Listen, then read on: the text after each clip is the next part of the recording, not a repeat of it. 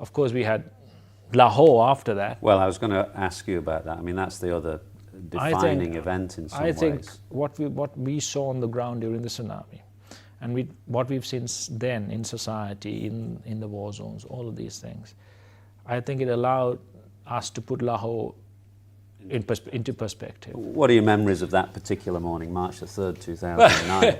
It is a funny thing. You were sat right next to Tilan Samarawira on the Yes, coach. yes. So it was a tour organized by the then interim committee chairman Arjuna Ranatunga. For some reason, tour Pakistan at a time when all the countries were not going and security was an issue, and we had written to him on our concerns with security and of course exploring insurance for the players if something did happen, and which were also very, very politely refused, and then said that yes, we had done all the groundwork to ensure security. So we went, as usual, there's usual banter in the bus. People talk about what are you going to do this evening, what are we doing? One of our fast bowlers sitting in the front says, the wickets are so bloody flat, I'm going to get a stress fracture or something. I hope a bomb goes off so we can go home. And 20 seconds later, this happens. So, and it's just, I think, Lal Thamel, who was a monsieur at the time, was in the front. We only heard the gunshots. We thought it was firecrackers. He got up and said, get down, they shoot in the bus. And I think Dilshan was also in the front. I was most central. Mahil always sits right at the back. Murli sits right behind me, just so that he can annoy Tilan Samarawira from sitting behind him. And then I remember Taranga Parnavitana, the opener on his debut tour, I think, was seated in front. And all hell broke loose. Really, we hit the aisle of the bus, everyone on top of each other, really. And then the shooting started, and they just shot the bus as many times as they could, threw grenades and fired a rocket launch, all of this. And for some reason, I don't know why, we all survived. Tilan was injured. I got hit in the shoulder with a lot of shrapnel. Ajanta Mendes was injured. Taranga Parnavitana gets up, bleeding from his chest, and collapses, saying he's been shot. We hear oohs and ahs from all over the bus. Paul Fabres has an iron spike through his hand.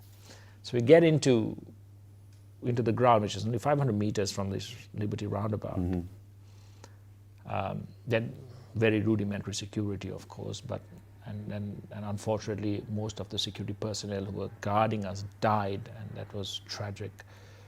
The bus driver, they tried to shoot him, missed him, I think, about a couple of inches. And that he was the hero of the hour. Yes, because that's probably why we survived, that he was left alive to drive us through that. So and every day he takes about 4 attempts to get into this ground through this narrow gate, and this time he just one perfect take straight into the ground. And then we get off. Taranga Parnavitana, for some reason, we thought he had died, gets up and feels his back and says, there's no hole in my back, so I think I'm okay, and walks off the pass.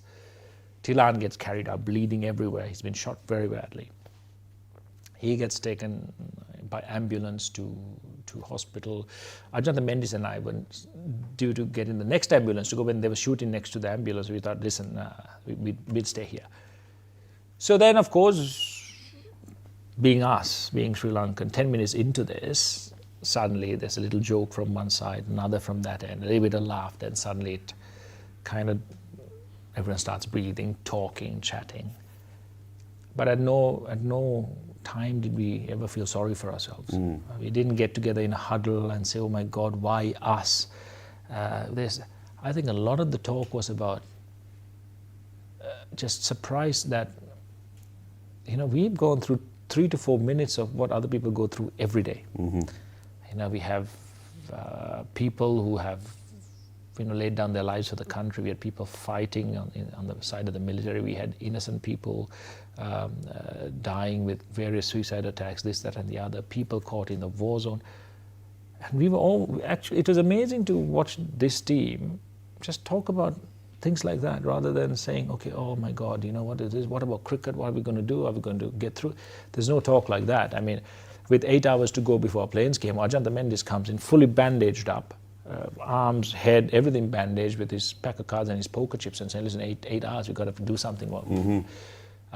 Within a month, we were all back playing cricket, month and a half. Even Tilan came back after a month and a half from a horrific injury. Scored 100, I think, on his way. I think all of these things allowed us to actually understand that, listen, why not us? What makes us so special that we can't be attacked or we can't go through something like this? And isn't it our responsibility that if you do, that you get on back with life as best you can?